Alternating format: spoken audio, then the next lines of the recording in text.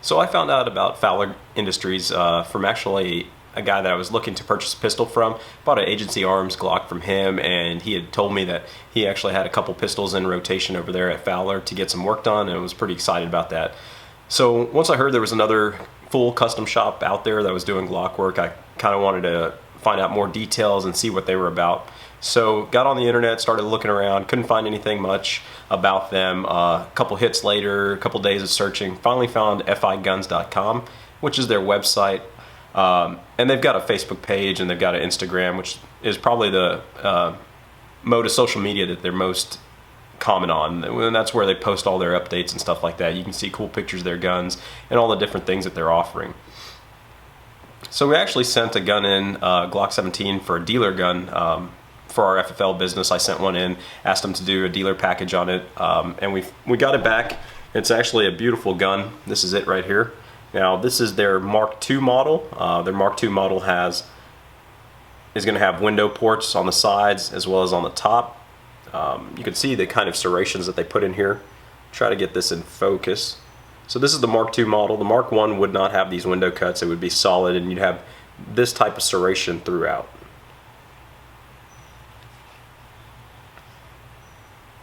You can see the other side. You can look at the top from the front and then the rear. Alright, so you've seen a lot, you guys by now have seen a lot of different kinds of serration work and things like that on all these guns. So this one's got a couple unique features here. What they've done is they've kind of played on what the strengths are of all the different outfits out there and kind of added on their own flair and touch to it to kind of enhance this pistol. So we'll get a deeper look into this and start breaking it down and show you the features and benefits you get with these guys.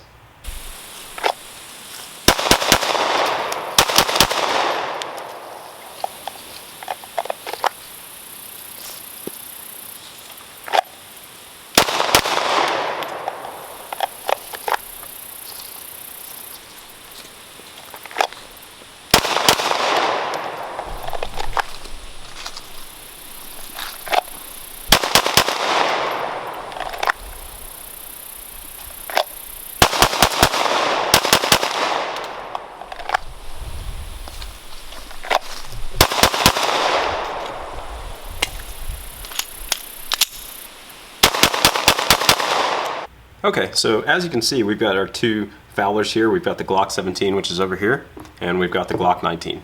Both of these are the Mark II edition that they offer, and they offer 3 editions. You've got your Mark I, you've got your Mark II, and your Mark III. And the differentiation between those models is the Mark I is going to be a solid slide. It's not going to have any of the ports or the window cuts in it. It's going to be completely solid. So that's going to be probably one of your guns that you would consider sending off for extreme duty, if you're going to be using it for self-defense, maybe if you're going to be in hostile conditions, inclement weather, things where you're going to get a lot of dirt and grime into your slide, and you really can't depend on that kind of you really can't have that kind of issue happening. So Mark I is perfect for that. It doesn't offer any access into the slide to add any kind of contaminants or grime or anything into that.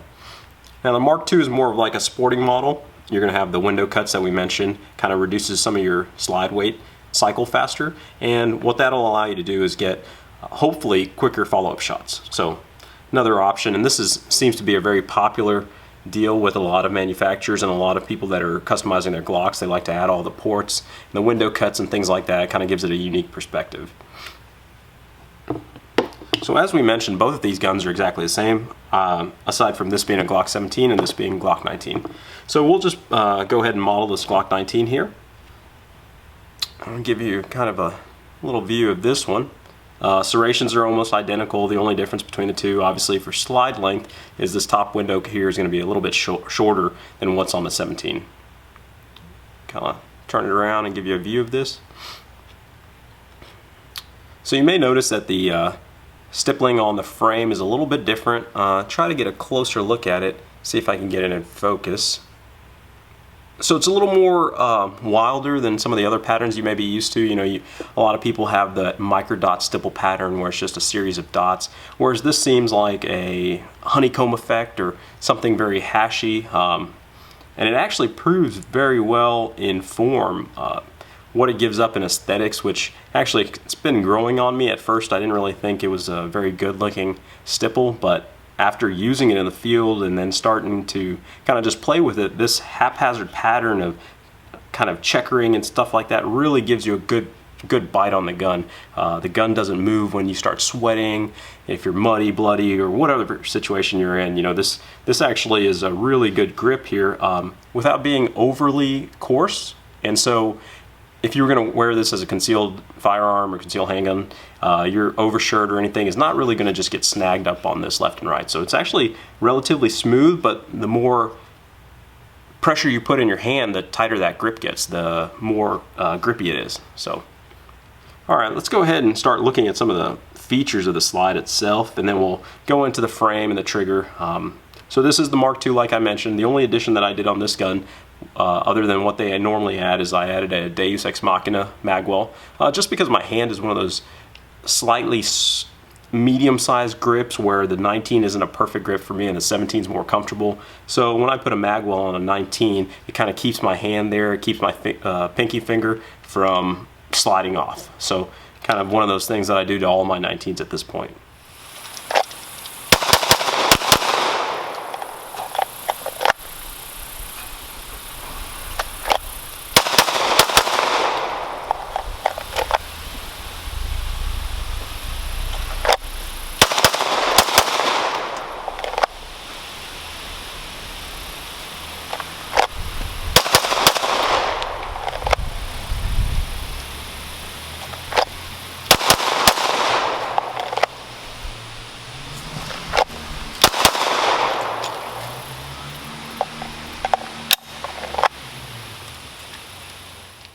So let's go ahead and break this pistol down from top to bottom, front to back. Kind of see what are the features that you get with this Mark II pistol from Fowler Industries.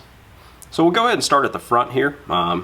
These are the EPP Enhanced Precision sights that Fowler offers. Pretty cool addition to the sight. It's a little bit different on the front sight than what I'm used to. It's actually a slanted sight, if you can kind of tell there from right there. You can see the front of the blade is actually slanted this way. It is serrated in the front, and then your rear sight is very typical to most of the common rear sights that you're seeing now, with the raised edge here for one-handed operations and things like that. A really good view here on this end. You can see the rear ears of that, and without trying to muzzle myself too much, try to get a picture alignment of the front and rear sight. Doesn't look like it's working out too well. But aside from that, the sights are pretty cool. They are very functional, very visible when you're shooting. I would have probably preferred to have some type of fiber optic element here, which I think is actually available from Fowler. So if you do spec out your own pistol, if you're one of those guys like me that have a lot of issues with vision, astigmatism, you know, just anything, dry eyes, hell, everything bothers my vision. So fiber optic dots right there are crucial for my shooting and just catching that front sight in between the rears. So good sights there. They're relatively cheap. They're not exceptionally expensive or anything, so it's definitely a good bonus add-on for you to try a different type of sight. We'll work our way from the front end of this gun just to make sure, guys, this pistol is clear, so we're not having any ammo or any kind of issues over here with it being accidentally loaded. Let's work our way from the front here, and if you look right here, you can kind of see there is an indentation that is milled into the slide. And what I believe this is for, and it carries itself all the way to the base of the slide here, which allows you to do a press check relatively easy. You can easily put your thumb and forefinger around and pull back on the slide. And it's only recessed enough to give you enough traction to be able to do that. I mean, you're not going to be, most people aren't going to be manipulating their slide all the way back into the rearward most position from here, right? This is purely just for press check. You've got your 4 serrations here, which are standard on the Mark II, whether it's a G19 or a G17. If you were to have a Mark I, these serrations here would carry all the way through. And you would also get this type of pyramid serration here on the front end, where we have this top window instead for the Mark II. Go over here, and you can start to see a little bit of how they did their layout on their machine milling. You've got a recessed border here, and inside that border you've got actually a secondary recessed one, and you've got the FI logo that's right here.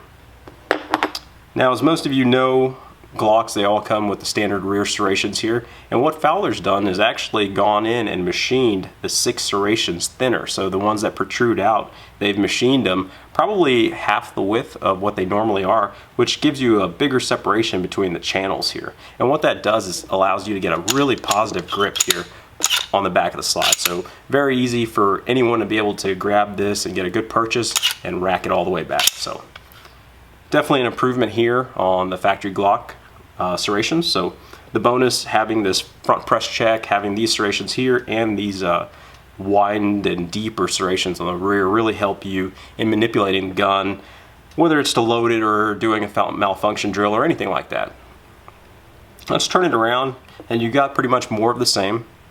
What Fowler does add to their pistols are these precision pins that they offer, and they've actually got, if I could get a close-up view that'll be in focus, you can kind of see that they have a divot inside of each one of those pins. So what that does is allow your punch to have a place to rest. So a lot of times, you know, we're taking these things apart left and right on a factory Glock, and what happens is you've got nowhere for that punch to sit, and it just slides back and forth on the pin set, scratching it, marring it, kind of just, you know, it's one of those aesthetics things. Kind of makes it look a little awkward when you have a bunch of scratches on that pin. So this gives you a positive placement of your punch, allows you to knock all these pins out really fast, no issues there. So more of the same. You can see this dish cut here, and that's pretty much somewhat mirrors the one on the opposite end on the breech side. So more of the serrations here. Go ahead and take a look at the top of this pistol, and we've got our nice window cut here, right in between your front sight and your rear sight, and we work our way back. And this is actually an RMR plate. So if you guys were to, you know, want to install an RMR on your handgun or anything like that, this is one of those standard features that Fowler offers, because ultimately they don't know what the end user is going to do, right? So I may get this pistol in this week and decide I'm going to shoot it iron sights. Maybe a month later I get a fancy and I decide I want to go RMR. Well, why spend excess money on a pistol that you can't have the ability to flop in between or go back and forth, right? So Fowler went ahead and just machined this slot out here, and this will fit any of the Trijicon RMRs perfectly. Now let's kind of get a close-up look of this, because this RMR plate is a little bit different than some of the other ones you've seen. You've got these pyramid serrations here, and what you actually have is your rear sight locking this plate down. So in this scenario, this rear sight works out perfect, right? You've got the edge of this rear sight basically hanging over the back of the RMR plate, and the RMR plate itself has a series of serrations here that make it very easy for you to align your rear sight. So let's say you've got a sight pusher or you're playing around with sights. It's really easy to get this thing centered on and accurate. You know, centered on to the slide, not having to worry, not having to put your plate back on, off, and your sight pusher. So these serrations, or these grooves that are cut in here into the plate, actually make it really simple for you to maneuver between, you know, maybe you like your Trijicon sights, or maybe you like your Duick Defense, or your, you know, whoever, right? So you can flop in between, back and forth. It gives you a good visual aid right there to get them centered back again. So that's pretty much the slide work there. Really good machining, high quality finishes. This is actually a gray finish that they applied, whereas we opted for, looks like a black nitride finish here on the G17. Both of them are very, very robust. I did a lot of holstering with these guns. In the video we'll show you later some of the shooting that we did with them, and did a lot of draws, a lot of holstering. A lot of that's not even captured on the video, but almost no finish wear. I mean, this finish is pretty resilient, so that's an added bonus that you don't get with a lot of guys. A lot of times you've seen Cerakoted finishes or even KG gun coat, and you go and put it in the holster, draw it a couple hundred times, and all of a sudden you've got streaks from your holster. And more often than not, that's because you've got some kind of debris or sand or dirt in the holster that's grinding up on top of this finish. So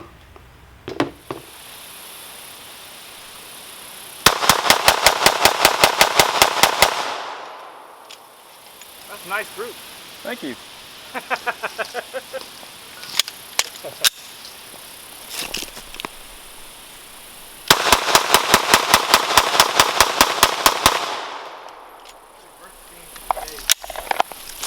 His neck's broke. Oh no. Alright, let's work our way down, guys, and we're going to start looking at the frame from here on out. Now, like I mentioned earlier, the only addition to this pistol that I added was this Deus Ex Machina magwell, and that's just because for me, shooting a 19, my hand doesn't really fit it that well, so this magwell actually forces my hand there, keeps my pinky finger from sliding off and on and all that stuff. So that's the only addition that you're going to get. So everything like that you see on this frame is pretty much how you're going to get it when you make an order with these guys. So most notably, you've got your stippling here, you've got your undercut here for your trigger finger, and you've got your double undercut for your support hand. So that gives you a really good high purchase on the handgun, and they've actually placed that second undercut almost perfectly for your support hand. So you're going to feel really good contact area here. Now, for me, this type of serration is a little bit different than what you normally see. A lot of times you see very clean lines on some of these high-end shops. You see very clean lines, very accurate micro dot type of stippling, whereas this one has actually beautiful lines, but the pattern in it is a little more radical. It's more like a honeycomb feature. It seems like, you know, whatever tip they're using, they're going about it to make a crisscross and hatch pattern. You know, and at first I was kind of reluctant on the actual stippling itself. I wasn't really sure if I cared for it. Functionally it works perfect, but just aesthetically it was kind of one of those things I was like, well, you know, that's a little bit odd, you know, and they only offer one type of pattern like most true custom shops that build, you know, the entire gun. Now, there are a lot of guys that do stippling out there that offer multiple patterns, but I haven't seen any full custom shop, you know, and when I mean full custom shop, I mean a shop that does everything from the slide work to the framework to the trigger jobs to the sights and produce you a complete 100% pistol ready to go. That being said, once you get a better look at the stippling work itself, you actually it kind of grows on you. I mean, it's really functional. In some of the videos that you're going to see later where we took it out to the range, we were out there in pretty barren land, probably about 98 to 100 degrees all day with a very high humidity, and I was sweating profusely. So drawing from a holster was becoming difficult, but this type of pattern actually fit my hand really well as far as traction. So the tighter I gripped on it, the better traction I had, and it got to the point where I could even put it in a concealed carry holster and not have to worry that it was overly grippy or something where it would cling onto my shirt. The shirt just seemed to fall off of it like it was no issue, and then when I needed it, no matter, based on how much pressure I put on my hand, that's how much traction I got from it. So really positive feel, does really good in the hand, keeps everything, you know, tucked in tight so you don't feel like you're losing control of the gun. So let's compare it to probably some of the stippling that you guys see online or Instagram or something like that, just to kind of give you a view of what I'm talking about. Now I've got this Glock 17 here that's been done by a friend of mine, and it's got a very, very beautiful pattern here. They call it a micro dot stippling, and you can see the type of pattern here. It's a very fine tip soldering iron. It's not very coarse, but what it does is gives you a little bit of traction, you know, and obviously we did a couple modifications, double undercut, things like that, very similar to here, right? So a little bit different in the patterns between the two, but functionally this Fowler pattern is actually a really good pattern to have. I think if you get your hands on one and start playing with it, I think you're going to find that you actually like it. The looks of it are actually growing on me a lot, where I'm thinking that this is the way to go on stippling any of my handguns from here on out. Alright, as you can see, this gun comes with a factory Glock trigger. So Fowler is still in development on their own trigger shoe. They're still working the kinks out on that. You know, a lot of times when you want to produce a quality product, you don't just throw it out there. So they're not buying anyone's pieces or anything like that. Everything's produced in-house. So, you know, they're probably taking their time on producing a trigger shoe and a magwell and those other things. So what they've done is they've basically reworked the Glock trigger. Now you're getting the factory shoe, it's going to be the factory trigger bar, it's going to be factory disconnector, and what they do is they polish the internals, they work it around, so you get a really good trigger pull with a factory trigger. So reliability is going to be there. You're not going to have issues with light strikes and things like that, or the trigger not resetting, which a lot of times some end users have with some of the aftermarket trigger shoes, some of the even the flat triggers, or even some of the ones that you can buy from Zeb and things like that, where they're user adjustable and things like that. So this trigger itself is not user adjustable. It does come to you with a pretty good pull weight. Has a little bit of take up, a little bit of reset. You know, that's based on the geometry of the trigger shoe and how that trigger bar interacts with everything else. So we'll actually go ahead and take a couple pulls of this to give you an idea of what kind of trigger pull weight you're going to get.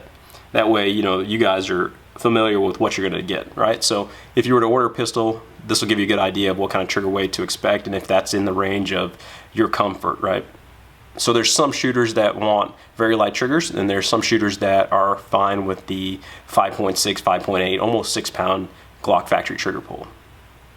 So I'll go ahead and bust out the trigger pull gauge here, pull a couple times. It'll give us a good average, and then we can basically say, hey, that's what this trigger job does on this pistol.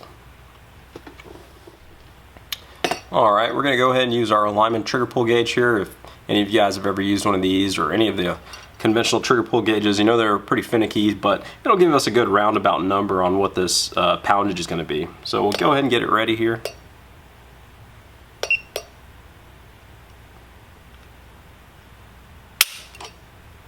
That's going to be our first pull. That is 3 pounds, 2.9 ounces. Go ahead and reset the slide. Get it ready for the second pull.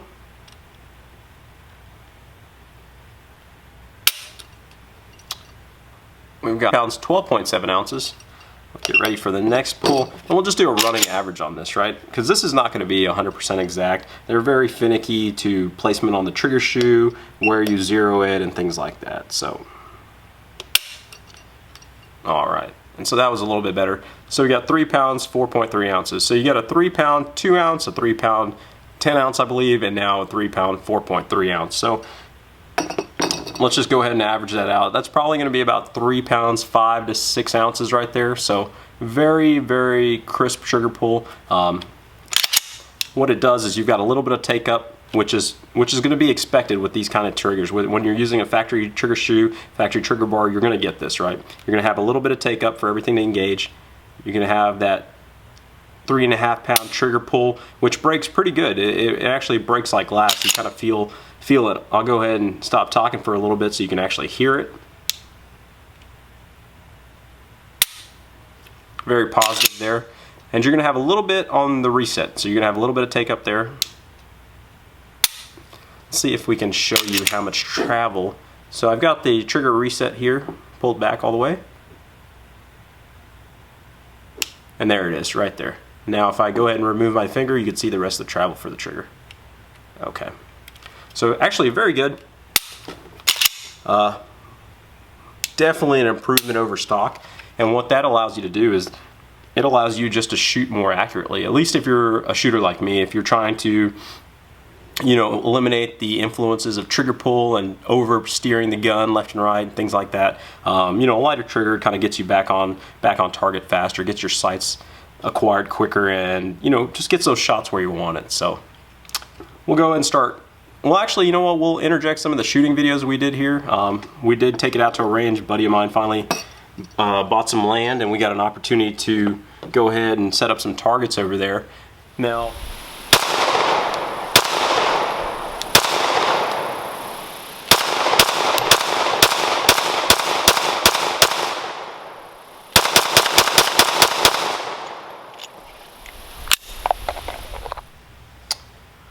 okay, so if you're made it this far in the video, you've had a chance to see some of the shooting that we did. Obviously, forgot my shot timer, so I didn't really have anything to go give me a starting cue. So just started drawing and pulling and trying to being more familiar with the handgun itself. Some of those targets were shot, like I mentioned, from 7 to all the way to 15 yards, and then some were shot really close, you know, at 3 yards, or where your typical engagement is probably going to happen in a concealed handgun scenario. So shot about 500 rounds through there. Really did exceptionally well. The slide cycles very fast. It gets back on target really quick. Gives you that good sight picture that you're expecting. Really actually enjoyed the gun. You know, we've been playing around with a lot of Glocks here, and really the value you're getting from Fowler is exceptional. So earlier I mentioned a couple different models. Wanted to go ahead and break it down a little bit. I realized I didn't take the slide off, didn't show you what else comes with the gun, right? So you've got a standard purchase price. A lot of times you're gonna send in your frame here. This is the 17 frame that I sent. Maybe wondering where that extra pin is. This is actually a Gen 3 2-pin gun. So some people call it generation 2.5 actually. But it is a Gen 3, it's got the light rail and stuff. So eventually they put that third pin in there that retains the slide stop spring here, so no big deal. Fowler did mention when I sent the gun in that this polymer is a little bit different than the newer gens, may not have as crisp of a look, but actually their stippling turned out perfect. They also put in a little magazine relief cut here, and what that does is that allows you to kind of get your finger an easier, it gives you an easier approach to the magazine release, right? So if you're in a situation, you don't have to overexert yourself to try to get over there. On the 17, I can almost hit it without moving my hand too far. On a 19, I typically have to toss the gun over just to be able to hit that magazine release. So we'll go from the frame here. So you've got basically, as far as work that they do, we mentioned that standard Glock Trigger here, and what they've done is they've polished this, and it's going to be a little bit hard to see because we shot probably about 500 rounds through the 17 and the 19 while we were function testing and doing all that stuff, but we haven't cleaned it, so it's a little bit grimy, a little bit dirty, but you get a brilliantly polished trigger bar. So this is a polished trigger bar. When people tell you, hey, in this trigger you get a polished trigger bar, a lot of times it's just something that's been whisked over a couple times with a Dremel, but this is actually polished to a high shine. You've got your disconnector here, which is also polished to a very high shine, so you've got a very slick matting surface between the two, so I'm sure that helps in the trigger pull, and that's a lot of times like what your do-it-yourselfers do for a couple cents on the dollar, right? You get some buffing compound, polish it to a high sheen, and that slicks up the surface. So aside from the frame, and what they've done is actually sharpened them. So normally I would say I'm more of a fan of removing the finger grooves, but these finger grooves are actually pretty nice. They give you a good purchase without anything slipping. Like you can still slip on a frame that's been stippled that has all the finger grooves off. You can still slide around and do all that stuff that people tell you that's the reason they got rid of their finger grooves. But these with the sharpened points really it gives you the flexibility to move around a little bit, but it keeps your fingers there and your palm in place, so you're not worrying about sliding off or doing any of that other stuff. Go ahead, and we mentioned the slide, right? So typically, if you're going to get the Mark I, you're going to get these front serrations here, and they're going to go all the way back to this point instead of this window cut. And you'll have this pyramid type serration, which is actually a really nice looking serration. You'll have that on the top here. So instead of this window cut, you'll have a series of pyramid type serrations. You've got your RMR plate, which is held back with this EPP Enhanced Precision Products lock back rear sight, which is actually going to go mount on top of that RMR plate. So for the users that plan on using an RMR, you're going to need a different rear sight. It's not going to function, it's not going to work once you remove this and put your RMR on there. This sight is not really going to work out because it has this lock back feature where it actually goes over the RMR plate.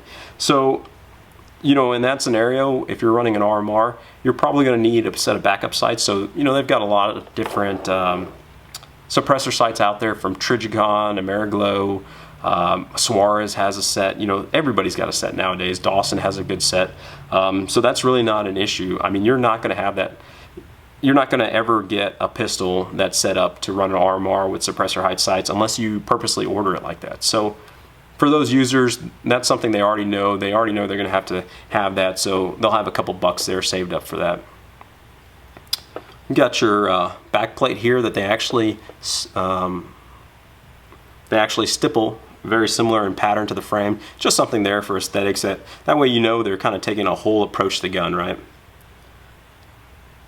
The rest of the slide is pretty much left intact here. They've got what seems like a reduced spring in the plunger. Kind of helps with the trigger pull. It looks like they've polished the striker here as well. You do get a stainless guide rod.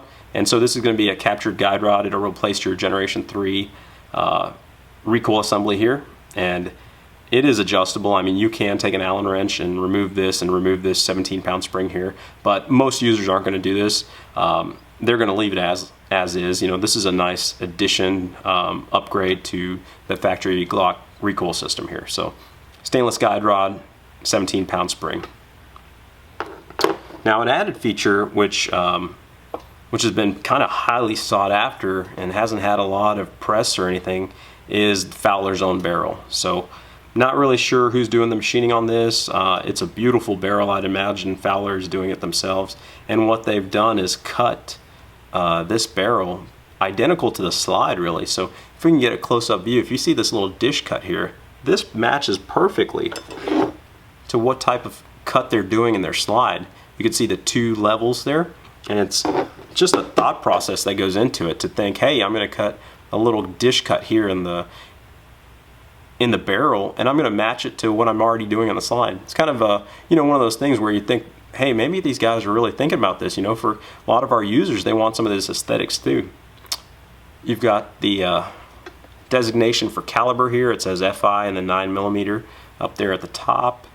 And you've got a series, you've actually got like a conical shape here. So when it sticks out of the slide, it kind of protrudes and tapers down. So it kind of gives you a different look, very similar to the barrels that Deus Ex Machina offers, that the non-threaded version sticks out and kind of tapers in. So interesting look, kind of cool. They do have a series of flats machined into the barrel, which is unique. You're not going to see that from anyone else. You got a series of 4 of them. And just kind of gives a barrel a unique look. You know, it's a little bit different. It's not something that you typically see out there. Now, they are having a hard time, or what seems like a hard time, getting these. So I don't believe they're available for purchase outside of a full custom. So, you know, if you order a full custom gun from them, whether you provide it or they provide the pistol, these are all features that are optional that you can pick. You know, everything is standard except the barrel and the sights. So a lot of people will say, hey, well, I got my own sights that I like, and that's highly impressionable and personable. So, you know, they're going to say, hey, I've got my own sights, so I'll just go ahead and skip that option. Well, there you go. You don't have to have the sights. You don't have to have their barrel. If you like a different manufacturer's barrel, whether it be Blacklist, S3F, Deus Ex Machina, Zev, Lone Wolf, Alpha Wolf, or any of those types, I mean, you can. They're giving you the option to go ahead and use what you like, you know. And what they're offering is just a beautiful pistol that functions well. If you look at the videos again, or even, you know, scroll back and kind of look at some of them, you'll see that we shot a lot of rounds, a couple different positions. It was very hot out there, very sweaty, so couldn't really do a lot of running around with a lot of the debris that was out there. But, you know, we're shooting more to simulate like a high stress environment for the pistol. We're shooting, you know, relatively fast to see if we can force a failure, which it didn't have any. Out of 500 rounds, the pistol functioned flawlessly. Had no issues with, you know, anything, even feeding. No light primer strikes or anything like that to mention, which a lot of times you'll find from some guys doing trigger jobs. They'll start ending up having a lot of light primer strikes, and a lot of that's related to reducing the spring weight in the striker. Never had any of those issues, you know. So all in all, definitely something to consider if you're looking for a full custom gun from one of these Glock shops out there. Fowler Industries is probably one of the up and comers you may want to, you know, start putting in your favorites button, start checking out what they have. Now, they seem to do a lot of advertising, or at least show their latest products on Instagram, so I would go ahead and follow FI Guns on Instagram if you get a chance, and that'll kind of keep you up to date with the latest and greatest that they got going on. Total turnaround time for this pistol here was about 8 weeks, which is actually probably some of the better times out there for any of the manufacturers that I've heard of or dealt with. A lot of them are, you know, upwards of 12 to 16 weeks at this point. Even some guys that just do purely slide work. You know, those guys' wait times are going into 5 to 6 months now. So you can get a completely built from ground to top to bottom kind of deal from FI Guns and Fowler for relatively a short amount of time, from 8 to 10 weeks. So I will say this pistol here came to us very quickly, 8 weeks. The 17 took about 9.5 weeks, so very little increase in time. I mean, you can pretty much mail the gun over there. By the time you forgot you mailed it, it'll be coming back to you. So definitely impressed with the Mark II G19 here and the Mark II G17 we received. I can only imagine that the more shooters we get these guns into, the more drive there is going to be for these. It is an exceptional product. I do like everything about it, from the aesthetics to the handling. The serrations are beautiful. The stippling has really caught on to me as something that's both pleasing aesthetically and functional. So if you guys get a chance, visit their Instagram, visit their Facebook, give those guys a little bit of publicity here. This is definitely something you want to look into. For a very nominal cost, you're getting a full house gun that's much cheaper than a lot of the alternatives out there. And it's probably going to be a little bit cheaper than you trying to piece out your own gun yourself. As always, guys, we appreciate you tuning in to the video. Give us any comments or suggestions, or if you want to see anything else, and we'll be happy to try to accommodate that. Pretty good.